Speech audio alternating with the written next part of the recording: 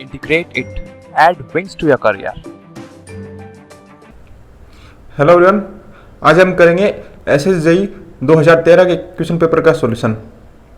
चलिए स्टार्ट करते हैं। मेरा नाम Jitendra and welcome back to our channel. Question number 1 देखिए, पढ़ो इसको। इंफॉर्मेशन बेस्ड क्वेश्चन है बिल्डिंग मटेरियल का। The best material for distemper is, इसका आंसर होगा चौक। तो याद रखना है ये इंफॉर्मेशन बेस्ड है, तो इसका आंसर होगा फर्स्ट में ए चौक। तो डिस्टेम्पर है उसके लिए बेस्ट मटेरियल होता है चौक। सेकंड क्वेश्चन देखो। The amount of water used in performing setting time test of cement is, जिसमें पी है वो दे रखा है स्टैंडर्ड कंसिस्टेंसी है। ये कह रहा है जो setting time, initial setting time and final setting time के लिए जो वाटर कंटेंट है, अमाउंट ऑफ वाटर है, वो कितना लेते हैं अगर पी एक स्टैंडर्ड कंसिस्टेंसी है। तो ये सीमेंट के टेस्ट किए जाते हैं, उसमें आता है। तो इसकी वैल्यू आती है 0.85 पी, 85% ऑफ स्टैंडर्ड कंसिस्टेंसी। तो ये सेकेंड में आ गया डी। ठीक है, 85% लेते हैं इसमें 0.85 पी जहाँ पे स्टैंडर्ड कंसिस्टेंसी है। चलो नेक्स्ट क्वेश्चन है। नेक्स्ट क्वेश्चन भी ये सीमेंट का ही है। Gypsum used in cement manufacturing act as, जो जिप्सम है सीमेंट में किस काम आता है, उसका पर्पज क्या होता है ना, क्यों उसमें मिलाते हैं, तो उसका रीजन क्या होता है, वो कैसे किसका काम करता है, वो करता है रिटार्डर का। रिटार्डर क्या होता है, देखो उसमें ऑप्शन दे रखे हैं, accelerator, plasticiser, air entertaining agent and retarder, सारे दे रखे हैं। इनके बारे में आपको थोड़ा थोड़ा पता होना चाहिए। वैसे तो बिल्डिंग मटेरियल आप पढ़ेंगे, सीमेंट पढ़ेंगे तो आपको वहाँ सर बता देंगे अच्छे से, लेकिन मैं आपको बता दूँ जो रिटार्डर है वो तो क्या करेगा, जो हाइड्रेशन जो रिएक्शन है उसको, हाइड्रेशन को वो ना स्लो कर देता है। एक हिसाब से वो जो हाइड्रेशन पानी जो है ना, वो पहले जिप्सम के साथ रिएक्ट करता है। जिप्सम क्या है, CaSO4 × 2H2O है ना, जिप्सम। और वो तो अपना आंसर जो है, पहले तो ये देख लो, 3 में आंसर आएगा। क्वेश्चन नंबर 3 का आंसर है डी। जिप्सम जो है वो रिटार्डर का काम करता है। ठीक है, और उसके बाद रिटार्डर जो ना वो करता क्या है, वो देख लो। रिटार्डर क्या करता है, वो हाइड्रेशन को स्लो कर देता है। मतलब ऐसे स्लो नहीं करता, कहने का मतलब है इसमें क्या होता है, वो रिटार्डर है ना, हाइड्रेशन को स्लो करना मतलब सेटिंग है वो सेटिंग टाइम है वो इंक्रीज हो जाएगा, या फिर फॉल्स सेटिंग जो है ना उसको रोक देगा। फॉल्स सेटिंग है ना उसको रोक देगा, नहीं होगी। ठीक है, तो जल्दी से सेटिंग नहीं होगी। कई बार लगता है सेट हो रखा है वो जिप्सम सेट रखा है, वो पूरा सीमेंट जो है ना वो सेट नहीं होता, मोटा जो बनाया होता ना वो सेट नहीं होता। तो क्या करता है उसमें, क्या होता क्या है, जिप्सम जो है ना, पहले जो जिप्सम जो है वो पहले वाटर के साथ पहले वो रिएक्ट कर लेता है। ठीक है, वो पहले सीमेंट को, उसको सीमेंट के आगे नहीं आने देता, सीमेंट के आगे आ जाता है, सीमेंट को वाटर के साथ रिएक्ट नहीं करने देता है। तो ये रिटार्डर का काम करता है। जैसे ही इसमें आगे ना 4 ऑप्शन में से एक में लिखा है पहले में एक्सीलरेटर, ये जस्ट अपोजिट होता है। ये क्या करता है, हाइड्रेशन स्लो का सेटिंग टाइम को इंक्रीज करता है ना। सेटिंग जल्दी से नहीं हो पाती तो उसमें क्या सेटिंग जल्दी से हो जाती है, वो एक्सीलरेटर का ये काम होता है, जस्ट अपोजिट। प्लास्टिसाइजर वो वर्केबिलिटी को इंक्रीज कर देता है ना। ये भी अपन पढ़ेंगे, तो सर पढ़ाएंगे आपको बिल्डिंग मटेरियल, तब देख लेना। तो नेक्स्ट क्वेश्चन करते हैं अपना। क्वेश्चन हो गया, नेक्स्ट क्वेश्चन देखते हैं। क्वेश्चन पढ़ो अपना। नेक्स्ट क्वेश्चन है, पढ़ो इसको। क्वेश्चन अपना next question, the wood works should be measured nearest, है ना। जो वुड वर्क है, लकड़ी का जो काम करते हैं ना, जो फर्नीचर का जो भी जिसमें मेजरमेंट करते हैं, वो किसके नियरेस्ट कितना होना चाहिए, मतलब इसके हिसाब से एक्यूरेसी क्या पूछ रहा है कि नियरेस्ट कितना वैल्यू उसकी अपन को करनी है ना, ये मेजरमेंट में। तो इसकी मैं आपको बताता हूँ डिटेल में। इसने ये लिखा नहीं है लेकिन उसको समझना है, जो कौन सी डायमेंशन की बात कर रहा है वो कर रहा है थिकनेस की। ठीक है, तो इसका जो आंसर अपन को बताना है वो थिकनेस, क्योंकि विड्थ और लेंथ में जो 2 डायमेंशन है उनमें इसकी वैल्यू अलग होती है। तो देख लो, मैं आपको बता रहा हूँ ना, क्वेश्चन नंबर 4 की बात कर रहा हूँ। क्वेश्चन नंबर 4 यहाँ पे आंसर आ जाएगा, और यहाँ पे बता रहा हूँ मैं कि वुड वर्क उसमें जो मेजरमेंट करेंगे, ठीक है, वो पहला है नियरेस्ट में है, नियरेस्ट। ठीक है, पहला लेंथ या विड्थ, ये 2 डायमेंशन अगर करेंगे तो वो आता है इसमें 0.01 मीटर, ठीक है, 0.01 मीटर के नियरेस्ट में करेंगे। सेकंड आता है अपना थिकनेस, थिकनेस में करेंगे 2 mm। 2 mm जो ये अपने क्वेश्चन में क्या पूछा है, लिखा नहीं है लेकिन आपको समझ के लेना है, जब तक लिखा नहीं हो तो वो क्या बात कर रहा है, वो थिकनेस की बात कर रहा है। तो थिकनेस को उसको क्या लिख देंगे, पॉइंट मीटर में लिखें, है ना। तो देख लो आंसर क्या आ रहा है, आंसर आ रहा है, इसको देखते हुए आंसर आ गया अपना बी। तो ये फोर्थ में आंसर तो बी आएगा, लेकिन आपको लेंथ या विड्थ पूछा हो, है ना, अलग से लिखा हो तो आपको 0.01 मीटर, ये भी आपको डेटा है ना, मैं बता रहा हूँ, वो याद रखना आपको सारा। थिकनेस है, अभी वाला क्वेश्चन हो गया। तीसरा, अगर एरिया बोले तो आपको करना है 0.01 मीटर स्क्वायर, ठीक है। अगर वॉल्यूम आए तो उसको करना आपको 0.001 मीटर क्यूब। तो आपको ये सारा जो डेटा है याद कर लो, नेक्स्ट टाइम इनमें से क्वेश्चन बन सकता है। अपना क्वेश्चन हो गया 2m 0.002 मीटर, ठीक है। चलो क्वेश्चन हो गया फोर्थ। नेक्स्ट क्वेश्चन देखो, anti siphonage pipe is connected to, ये क्वेश्चन है ना, ये इन्फॉर्मेशन बेस्ड क्वेश्चन, तो ये पूरा डिटेल में पढ़ते हैं उसमें। तो कहाँ पे ये कनेक्ट होती है, इसका आंसर है टॉप ऑफ पी ट्रैप, है ना। तो टॉप ऑफ पी ट्रैप पे कनेक्टेड, तो आंसर हो गया 5 में, क्वेश्चन नंबर 5 में आंसर हो गया सी। चलो नेक्स्ट क्वेश्चन आपकी स्क्रीन पे है, पढ़ो इसको, कैसे सॉल्व करेंगे ये क्वेश्चन। ऐसे क्वेश्चन अपने 2-3 क्वेश्चन कर लिए हैं, तो अभी तक तो आपको आ गया होगा सॉल्व करना। चलो क्वेश्चन पढ़ो, करो इसको, अटेम्प्ट करने की कोशिश करो। For 15 mm thick cement plastering, है ना, सीमेंट में जो सीमेंट को यूज करते हुए अपने जो मोटा बनाया है उसका दे रखा है, रेशियो दे रखा है 1:6, ठीक है। 1 सीमेंट 6 जो है सैंड है, ठीक है। और जो एरिया कितना है वो है 100 स्क्वायर मीटर जो है, ठीक है। अब ये कह रहा है कि सीमेंट की क्वांटिटी पूछा है, ये तो बहुत आसान सा है ना। तो टोटल देखो क्वेश्चन नंबर 6,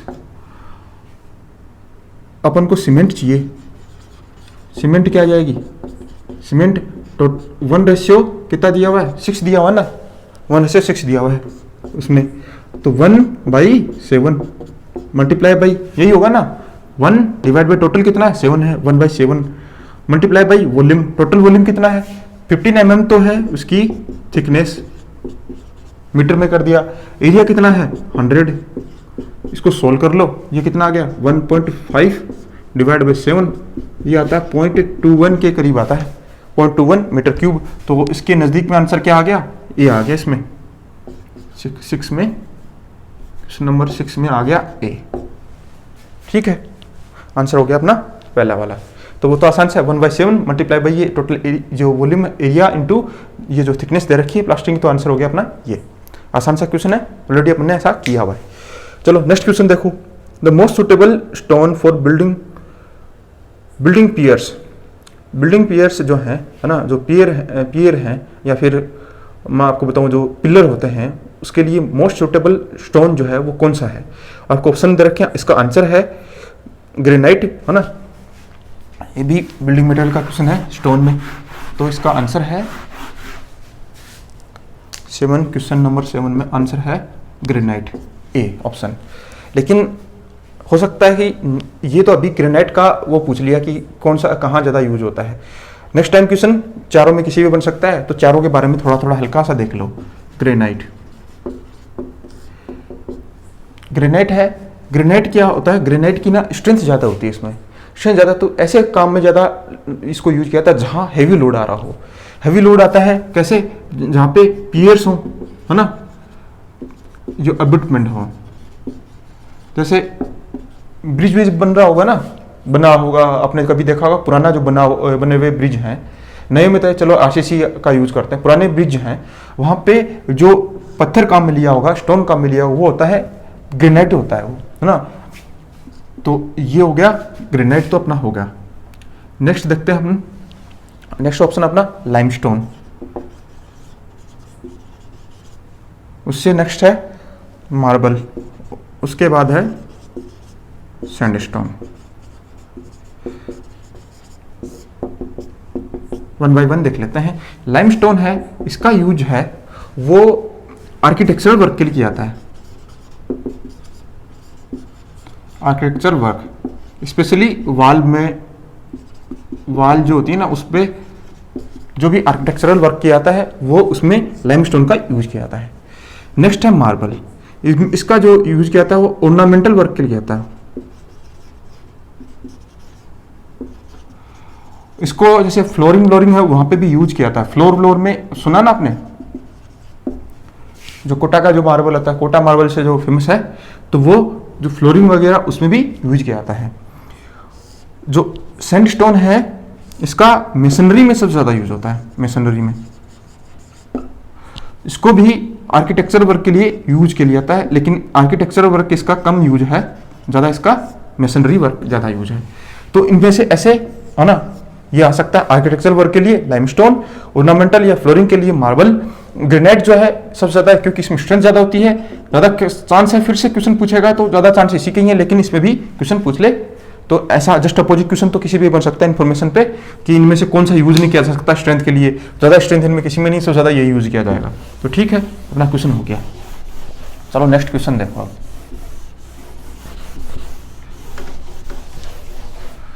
अपना नेक्स्ट क्वेश्चन है number of modular brick required in a suitable shape, sorry number of modular brick required for 1 cubic metre. ये देखो, ये तो एक स्टैंडर्ड क्वेश्चन है ना। ये 2 बार तो ऑलरेडी 2010, 11, 12 में 3 पेपर मैं सोल्व करवा चुका हूँ, उनमें से आ चुका है 2 या 3 बार। तो वहाँ पे डायरेक्ट अभी आपको स्टैंडर्ड याद होना चाहिए 500 है ना। मॉड्यूलर ब्रिक आंसर कितना आएगा इसमें, 8 में आएगा 500, ऑप्शन है लास्ट है ना। और फिर भी जिन लोगों ने कभी इसका आंसर नहीं देखा है तो 1 क्यूबिक मीटर में 1 क्यूबिक मीटर टोटल ये मशीनरी वाला मशीन वर्क कितना है, तो ये बताओ इसमें ये कितनी ब्रिक आएंगी। एक कर दूं, एक की साइज कर दूं ब्रिक की। मॉडल ब्रिक की साइज क्या होती है, मॉडल ब्रिक की साइज होती है 20 × 10 × 10, जिसमें मोटार भी शामिल है, नहीं तो वैसे तो ये होती है मॉडुलर ब्रिक है ना, मॉडुलर। और 19 × 9 × 9 ये क्या है, सेंटीमीटर में है, सब सेंटीमीटर में। और ये होती है स्टैंडर्ड ब्रिक, स्टैंडर्ड ब्रिक, ठीक है, ये सेंटीमीटर में। इसमें क्या है, मोटार इंक्लूडेड है, ठीक है, इंक्लूडेड। तो ये कर दूं, इसको मीटर में कर दूं, इसको सोल्व कर लो, आ जाता है 500। तो आंसर होगा अपना। जिसने भी पहले सॉल्यूशन किसी को नहीं पता है तो सोल्व करके ऐसे आ जाता है। ये सब के सब मीटर में कर दिए तो ये भी क्यूबिक मीटर से क्यूबिक मीटर कट गया और वैल्यू आ गई 500, ठीक है। तो चलो नेक्स्ट क्वेश्चन देखो। नेक्स्ट क्वेश्चन देखो, the plasticity to mould bricks in suitable shape is contributed by. देखो है ना, जो ब्रिक है उसके मैंने बेसिक कॉन्स्टिट्यूएंट्स बताए थे, कौन कौन से होते हैं बेसिक, जो ज़्यादा मात्रा में ज़्यादा कौन सा पाया जाता है, ज़्यादा अमाउंट किसकी होती है, सिलिका एंड एल्यूमिना, ठीक है। एल्यूमिना का इसका मैंने वो पर्पज भी बता दिया था कि इसका पर्पज क्या है, इसका क्या ये इसका ये का मेन काम क्या है, इसका मेन काम क्या है। जो सिलिका जो है वो क्या करती है, यूनिफॉर्म शेप प्रोवाइड करती है, जो एल्यूमिना जो है वो प्लास्टिसिटी प्रोवाइड करता है। तो आंसर आ जाएगा 9 में ए, ये डी, ठीक। Question number 10। नेक्स्ट क्वेश्चन पढ़ो, the crushing strength of A first class brick. First class brick के लिए आप प्रॉपर्टीज देख लो, मैं बता दूंगा आपको, लेकिन इसका आंसर है ना, ये भी इंफॉर्मेशन बेस्ड क्वेश्चन है, तो ये इसका आंसर हो जाएगा 10.5 न्यूटन पर mm², ठीक है। तो इसका आंसर हो गया सी।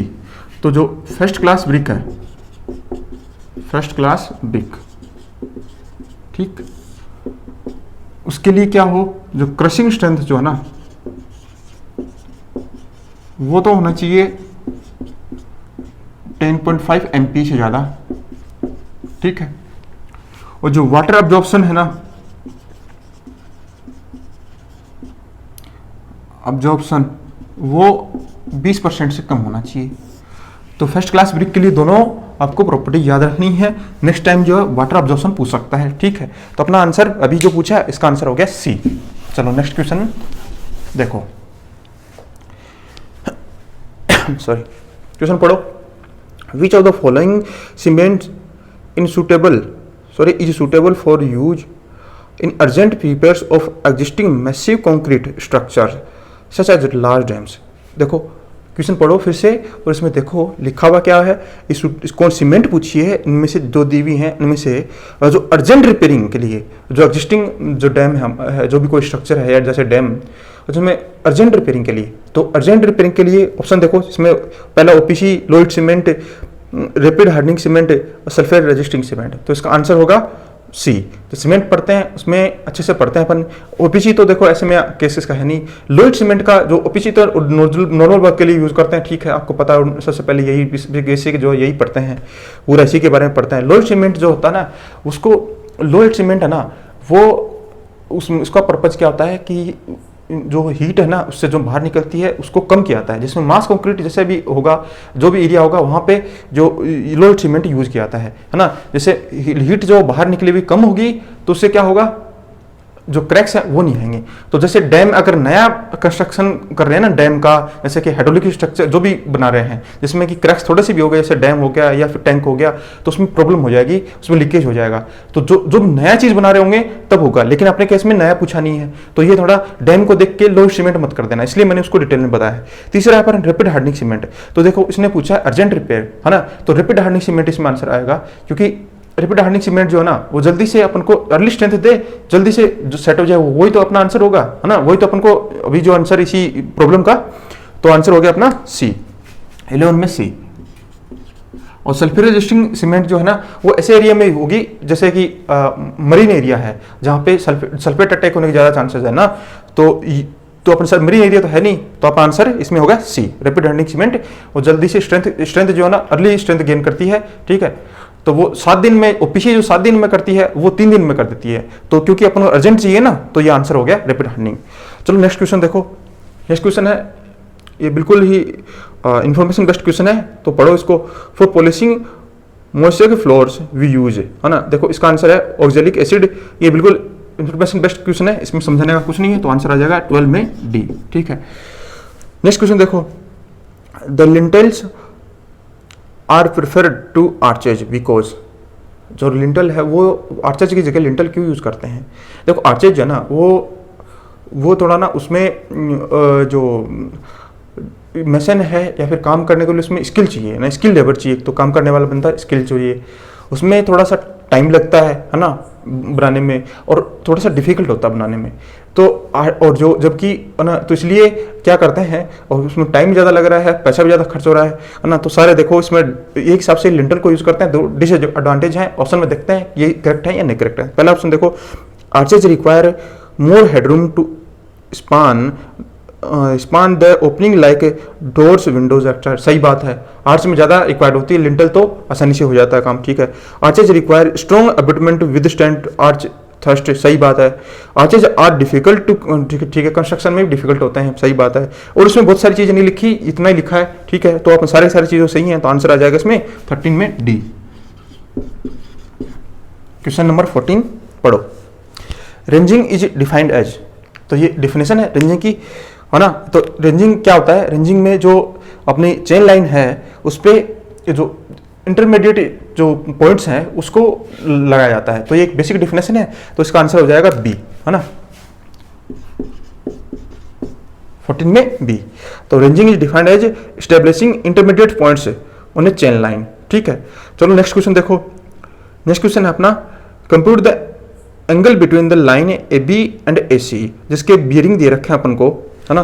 तो 52 डिग्री 30 मिनट्स। देखो question number 15, line A B, A and B, ठीक है, ये है 52 डिग्री 13, ये बी। नेक्स्ट है अपना ए बी ए सी। ए सी है, ये ए सी है, ये इतना एंगल है कितना, ये बेरिंग जो दे रखी है वो दे रखी है, ये वैल्यूज दे रखी हैं। चलो ये आ गया ए सी, सी, ठीक है। अपन से पूछा है, ये एंगल पूछा है, क्वेश्चन पढ़ लो आप, अगर सब नहीं समझ में आ रहा है तो कौन सा है, फिर से ये एंगल अपन से पूछा है, ए बी, ये वाला जो ना इन दोनों लाइन के बीच में एंगल पूछा है। मुझे ये एंगल पता है इतना, मुझे ये एंगल पता है इतना, है ना। टोटल कितना है, यहाँ से लेके यहाँ कितना है 360, यहाँ तक कितना है इतना।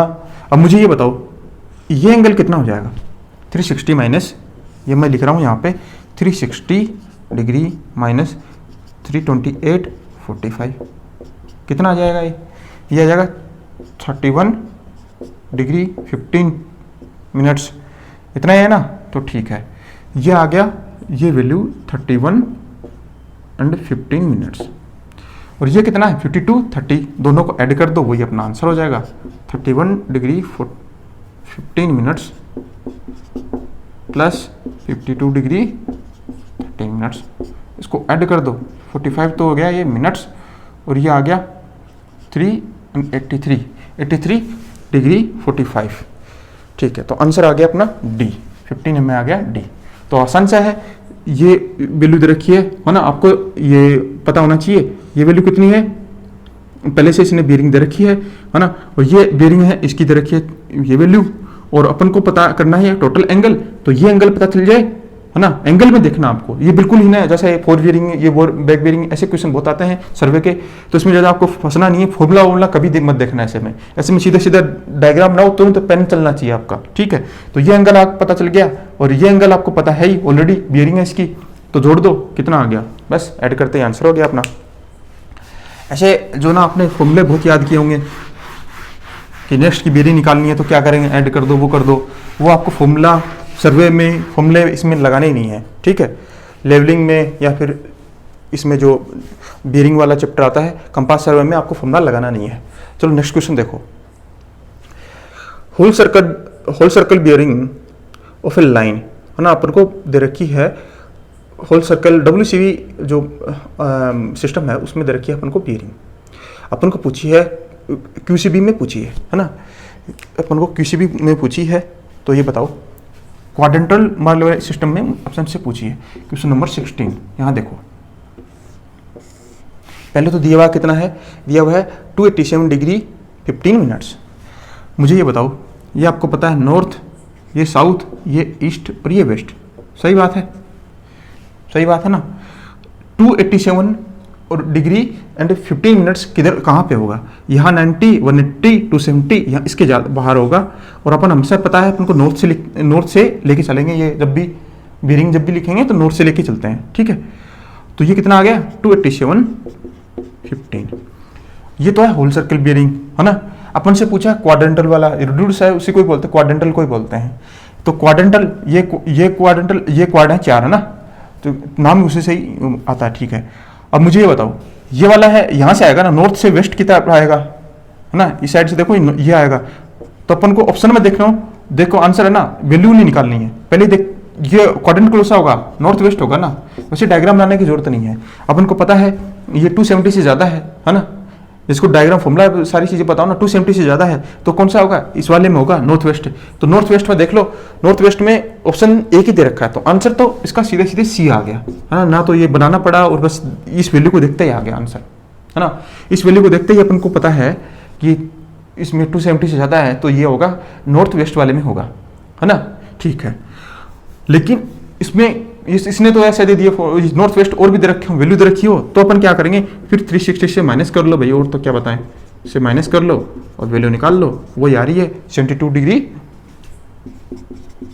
45, बस तो ये आ जाएगा, इसको लिख दूं ऐसे और ऐसे, बस आंसर आ गया, समझ गए।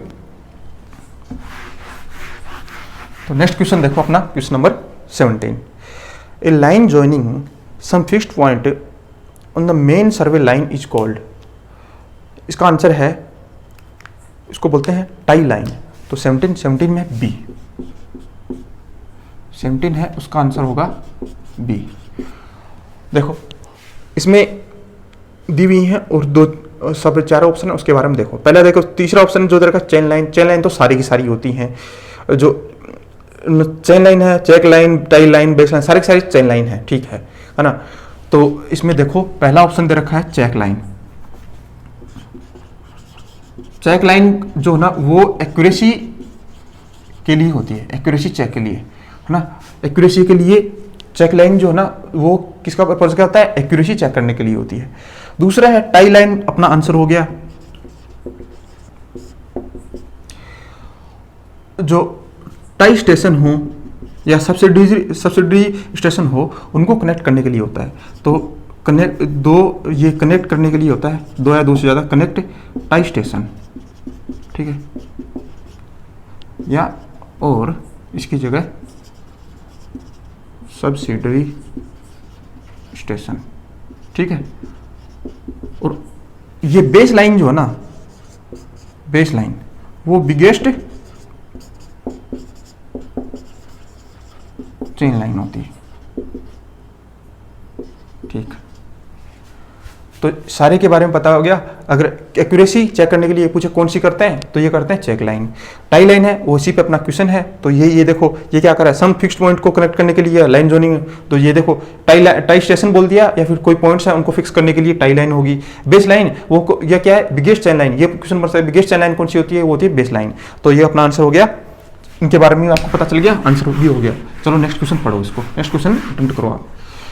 नेक्स्ट क्वेश्चन है विच of the following methods of contouring is most suitable for the hilly terrain. हिली टेरेन के लिए जो कंटूरिंग करते हैं उसमें हिली टेरेन के लिए कौन सा सुटेबल मेथड है, तो इसका आंसर है टेकोमेट्रिक मेथड। आंसर हो गया 18 में डी। पहले तो बात बताओ कंटूर क्या होता है। कंटूर क्या होता है, पहली बात बताओ। कंटूर होता है जो सेम एलिवेशन वाले पॉइंट्स हैं उनको ज्वाइन कर दो, वो एक कंटूर बन जाता है, ठीक है। सेम एलिवेशन मतलब सेम हाइट है ना, MSL से जो मीन सी लेवल है उससे सेम हाइट, वो होता है ये अपना ये कंटूर हो गया। अब ये कह रहा है कंटूरिंग है, उसमें देखो मेथड है ना, मैं थोड़ा सा इसका अपना आंसर तो हो गया यहाँ तक। मैं थोड़ा सा क्या करना चाह रहा हूँ, उनके बारे में जो 3-4 ऑप्शन दे रखे हैं ना, उनके बारे में बताना चाह रहा हूँ। तो कंटूरिंग जो है ना, उसमें मेथड होते हैं बेसिकली। कंटूर सर्वे में मेथड जो होते हैं, एक तो डायरेक्ट मेथड जो ऑप्शन में दिया हो ना, डायरेक्ट मेथड। कंटूर आपको पता है कि सेम एलिवेशन वाले पॉइंट्स को ज्वाइन करना वो कंटूर होता है। डायरेक्ट मेथड में क्या करते हैं अपन, क्या कर रहे हैं, अपन को पता चल गया ये पॉइंट इसके एलिवेशन जो है ना पॉइंट इक्वल है। अपन क्या पहले उनको ग्राउंड पे है ना, डायरेक्ट मेथड में क्या करते हैं, ग्राउंड पे उनको पॉइंट्स को उनको पहले वहां पे करते हैं है ना, उसके बाद मैप पे उसको ड्रॉ करते हैं, ठीक है। ग्राउंड पे स्टेब्लिश करेंगे, उसके बाद मैप पे। तो डायरेक्ट मेथड जो है ना वो इतना डिजायरेबल नहीं होता है ज़्यादा, क्योंकि देखो थोड़ा सा कॉम्प्लेक्स से ज़्यादा बोलूँगा कि ज़्यादा बहुत ज़्यादा फालतू का काम हो जाएगा, समझ रहे हो ना। तो ये ज़्यादा डायरेक्ट मेथड काम का नहीं है। तो अपन जनरली क्या करते हैं, इनडायरेक्ट मेथड है उनको काम में लेते हैं। तो इनडायरेक्ट मेथड में कौन कौन से हैं, इनडायरेक्ट मेथड। तो बाकी के 3 जो मेथड दे रखे हैं ना, वो सारे इनडायरेक्ट हैं। 3 दे रखे हैं। पहले मैं स्टार्ट करता हूँ स्क्वायर है ना, पहला जो है सारे के सारे है ना, पहले स्क्वायर मेथड। स्क्वायर या फिर इसको ग्रिड मेथड भी बोला जाता है, स्क्वायर या ग्रिड मेथड। ये ऐसे एरिया में क्या आता है, ये तो प्लेन हो, मतलब स्लोप जो है ना ज़्यादा उस प्लेन एरिया हो, और या फिर ना जो स्लोप है ना वो क्या हो, जेंटल स्लोप हो, ठीक है। स्लोप है बहुत कम हो या प्लेन हो, उस केस में यह क्या स्क्वायर या ग्रिड मेथड करते हैं, ठीक है। दूसरा अपना है ये cross section method. Cross section method जो है ना, जैसे कि ये किसमें अपनाते हैं, या तो रोड हो है ना, रोड या फिर रेलवे ट्रैक एटसेट्रा है ना। तो रोड या रेलवे ट्रैक जो रेलवे ट्रैक है ना, उस केस में अगर अपन को कंटूर सर्वे करना हो तो इस मेथड का यूज किया जाता है। तो आपको याद रखने हैं, ऐसे ही आता है क्वेश्चन भी ऐसे बनेगा, जैसे अभी बन गया ना। अब लास्ट अपना है टेक्योमेट्रिक,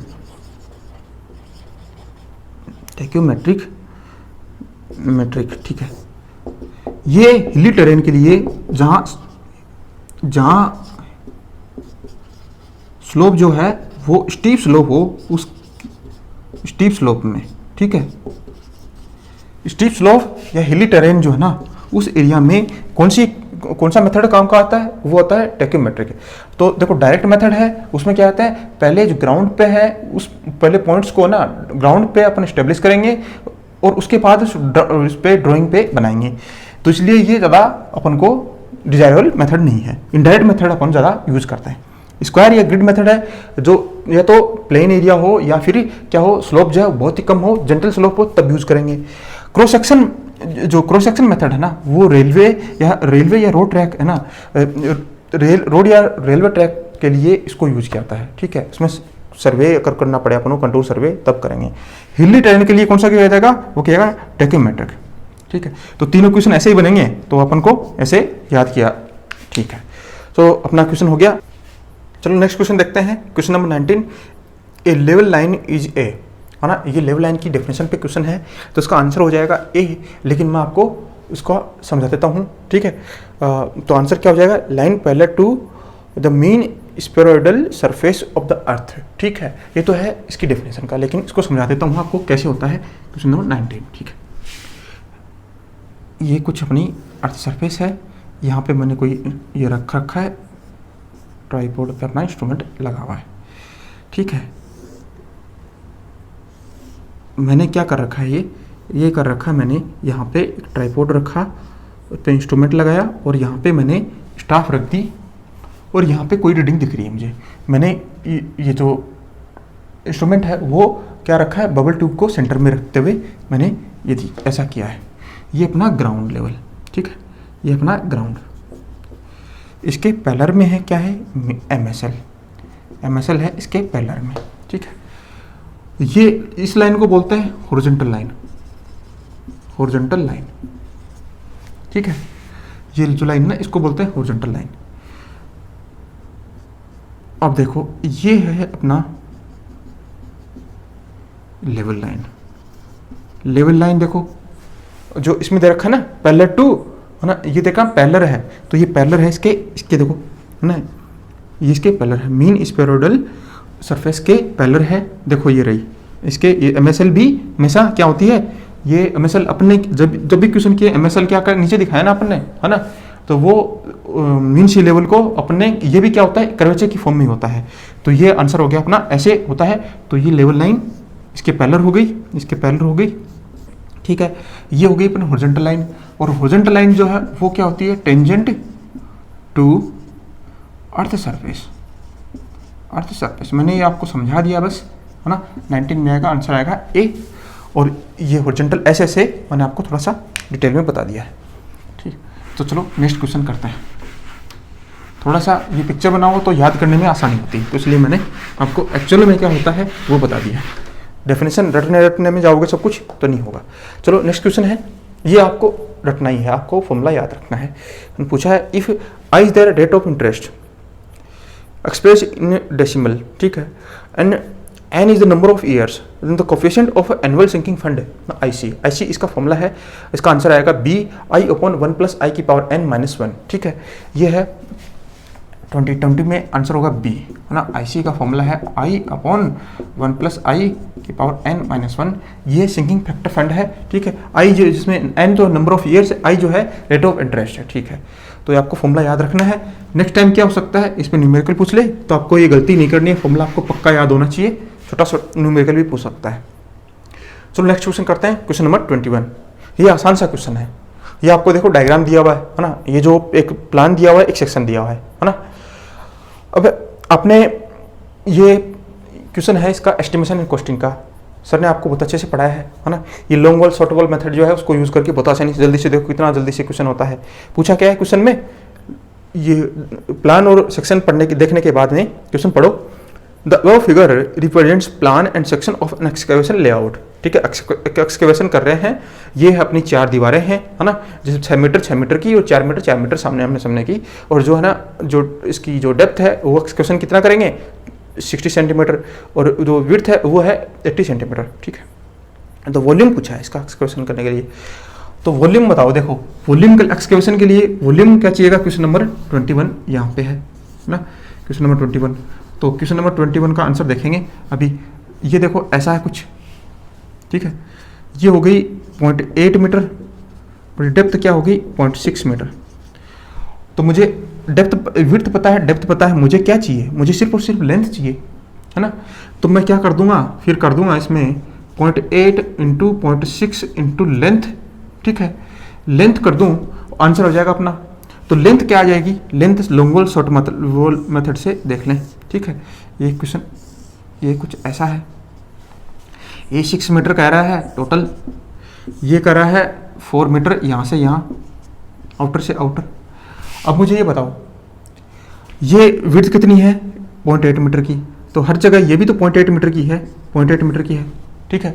तो मैं क्या लॉन्ग वॉल शॉर्ट मेथड से क्या करूँ, ये और ये पूरा कर लूँ यहाँ यहाँ यहाँ यहाँ यहाँ पे, ठीक है। लॉन्ग वॉल टोटल लेंथ निकाल लूँ इसकी 6 मीटर 6 मीटर, और ये टोटल 4 मीटर थी, लेकिन ये कितना कट गया 0.8 मीटर कट गया ना, ये विड्थ कितना कट गया 0.8 मीटर, इधर से ही 0.8 मीटर कट गया, तो दोनों साइड मिला के कितना कट जाएगा 1.6 मीटर। इधर डिडक्शन है 4 माइनस 1.6, इधर भी 4 माइनस 1.6, यही आएगी ना इसकी लेंथ। तो लॉन्ग वाली की कितनी आई 6 मीटर, और शॉर्ट वाली कितनी आएगी 4 माइनस 1.6। देखो ये 0.8 मीटर विड्थ, और इधर भी 0.8 मीटर विड्थ है ना, क्योंकि देखो विड्थ यहाँ पे 0.8 मीटर, तो ये कितनी हो गई 0.8 मीटर इधर से कट गया, 0.8 मीटर इधर से कट गया, 4 माइनस 1.6। अब देखो लेंथ कितनी आ जाएगी 6 प्लस 6, ठीक है, प्लस 2 टाइम इंटू 4, ये मैंने सबको ऐड कर दिया, मैंने इसको ऐड कर दिया, इसको ऐड कर दिया, ये ऐड, ये सारा ऐड करके मैंने ये रख दिया। इसको बस क्या करना, आपको कैलकुलेशन करनी है, तो आंसर आ जाता है इसमें बी, आंसर आता है 21 में बी, कैलकुलेट आप कर लो 8.064 क्यूबिक मीटर, ठीक है। बस इसमें इतना ही दिमाग ज़्यादा यूज़ नहीं करना है, बस मैंने आपको एक डिटेल में बताया है अच्छे से, ताकि आप नेक्स्ट क्वेश्चन जो है आप खुद कर पाओ, इसलिए मैंने आपको अच्छे से बता दिया। नहीं तो क्या है ना, 6 मीटर 12, टोटल जोड़ दो, 6 6 12 12 और 8 20, और दोनों तरफ से 1.6 मल्टीप्लाई बाई 2 3.2 घटा दो, तो वैसे ही सीधे बन जाएगा। लेकिन मैंने आपको डिटेल में डायग्राम बना के इसलिए समझाया है ताकि नेक्स्ट टाइम आप क्वेश्चन अटेम्प्ट कर पाओ अपने आप। अब चलो नेक्स्ट क्वेश्चन है क्वेश्चन नंबर अपना 22। If D is the diameter of mild steel in the mm, D जो डायमीटर है mm में है, ठीक है। स्टैंडर्ड वेट पूछा है किलोग्राम में पर मीटर, ठीक है। अब देखो इसका आंसर होता है 22, इसका आंसर आपको याद रखना है, वेट जो है केजी में d² बाई 162, और डी जो है डी है डायमीटर है वो किस में है mm में, वेट आएगा केजी में। आपको ये फॉर्मूला होता है डायरेक्ट, ये आपको याद रखना है। 162 से डिवाइड कर दो तो आंसर आ जाता है इसमें पहला, तो आंसर आ जाएगा इसमें पहला, इसको डिवाइड कर लो, वो आंसर इसकी वैल्यू जो दे रखी है ना वो इसमें निकल के आ जाता है, ये आता है 0.00618 d², ठीक है। डी किस में mm में, वेट आ रहा है वो किलोग्राम में। ये आता कैसे है इसको देख लो, आपको याद यही रखना है, मैं जो बता रहा हूँ आता कैसे है वो आपको याद नहीं रखना है ना, ठीक है। ये पर मीटर वेट था, ठीक है, पर मीटर जो है वेट दिया हुआ है। आता कैसे है, वेट निकालेंगे, आपको उनको पता है डायमीटर है उसकी डी जो, तो एरिया क्या हो जाएगा π/4 इंटू d² है ना, ठीक है। और 1 मीटर जो ये डायमीटर और ये 1 मीटर है, ये mm में हो गया है ना, ये mm में है, इसको 1 मीटर में कर लो इंटू ये कर दिया मैंने क्या, इसको एरिया जो है ना ये mm में है, टोटल mm² में आया ना, ये इसको मैं कर दूंगा mm 10⁻⁻⁶ मल्टीप्लाई में है, मल्टीप्लाई बाई और ये कर दो 7850 किलोग्राम पर मीटर क्यूब। ये क्या आ जाएगा मीटर क्यूब से, ये मीटर में कैंसिल आ जाएगा, वो किलोग्राम में आ जाएगा, ठीक है। तो आपको क्या करना है, इससे आता है इसको थोड़ा सा ना सॉल्व कर लो, इससे ये निकल के आ जाता है वैल्यू, ठीक है, d² बाई 162। ये सब करना नहीं है, आपको डायरेक्ट याद रखना है, मैंने आपको ये बता दिया बस। ये क्या करा मैंने, वॉल्यूम इनटू डेंसिटी, क्या आता है वेट आता है, वेट यही तो है, छोटी सी बात है। तो आपको डेंसिटी पता है 7850 स्टील की, तो ठीक है माइल्ड स्टील की यही है, लेकिन आपको फॉर्मूला यही याद रखना है। आंसर आ गया इसमें A. Next question, question number 23 and last question है, और क्वेश्चन अपन बाद में नेक्स्ट वाले पार्ट में करेंगे। The main principle of a field surveying is to work from, देखो ये क्या है इसका, ये इसका वो पूछा है सर्वे का जो ना, ये पूछा अपन से, क्या पूछा है प्रिंसिपल, मेन प्रिंसिपल पूछा है, तो इसका आंसर बताओ। बहुत बेसिक चीज़ है, तो इसे सब पहले पढ़ते ही ना सर्वे में ही पढ़ते हैं। तो इसका आंसर होगा होल टू पार्ट, है ना, होल टू पार्ट करते हैं। क्यों करते हैं होल टू पार्ट? आंसर देखो 23 में डी ना। पहले ये क्वेश्चन पूछते थे होल टू पार्ट मतलब प्रिंसिपल बताओ, मेन प्रिंसिपल क्या है। अब ये क्वेश्चन क्या है, ये थोड़ा सा इस पे बेसिक क्वेश्चन ना पूछ के ना, इस पे ये पूछ लेते हैं होल टू पार्ट जो करते हैं मेन प्रिंसिपल, है ना, जो है सर्वे का, वो क्यों है ऐसा, है ना, मतलब इसके फायदे क्या है। इसका एक तो क्या है, एरर जो है वो अपन उससे एलिमिनेट कर सकते हैं, है ना, एरर को एलिमिनेट या प्रिवेंट कर सकते हैं, या एरर दूसरा है एरर को जो अपन कंपनसेट करते हैं कर सकते हैं, वो कम्युनिटिव होके मतलब ऐड नहीं हो पाएंगे, वो उसको अपन कंपनसेट कर सकते हैं। इसलिए अपन होल टू पार्ट जो है प्रिंसिपल सर्वे का ऐसा कर रखते हैं। ठीक है, तो आंसर हो गया अपना, और जो है अपन नेक्स्ट वाले पार्ट में करेंगे। Thank you. Thank you for watching the video. Please like, share and subscribe the channel Integrated.